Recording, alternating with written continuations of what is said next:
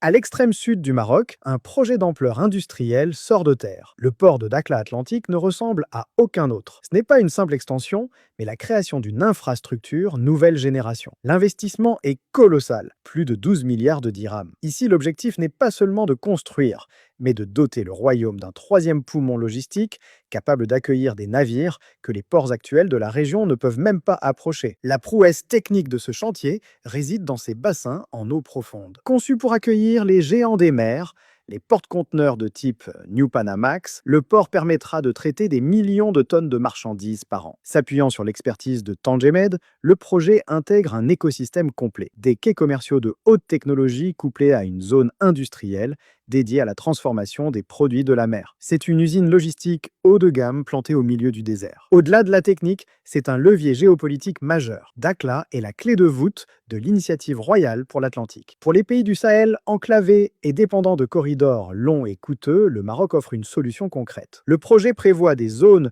logistiques dédiées à ses partenaires au sein même du port, leur permettant de délocaliser leurs façades maritimes et de sécuriser leurs approvisionnements vers l'Europe et les Amériques. Positionné à un point nodal unique, Dakhla va rediriger les flux du continent. Le port deviendra le pivot du triangle Amérique du Sud-Europe-Afrique. Les produits agricoles brésiliens ou argentins pourront y être débarqués pour rejoindre l'Europe en un temps record. En captant ces flux, le Maroc ne joue plus le rôle de simple transit, mais celui de plateforme de redistribution, captant la valeur ajoutée qui échappait jusqu'alors au port de la façade atlantique. Cette arrivée disruptive ne se fait pas sans conséquences pour les voisins. Des ports comme Nouadhibou en Mauritanie ou Dakar au Sénégal font face à un nouveau concurrent doté d'une capacité d'exécution et d'une stabilité politique inégalée. Le volume de conteneurs n'étant pas infini, Dakhla est appelé à verrouiller une part significative du trafic saharien et international, redéfinissant la hiérarchie portuaire de l'Afrique de l'Ouest. Le Tangemet du Sud est en train de naître. En mariant infrastructure de pointe et diplomatie économique, le Maroc se donne les moyens de peser sur les négociations commerciales mondiales. Ce n'est pas juste un port, c'est un instrument de souveraineté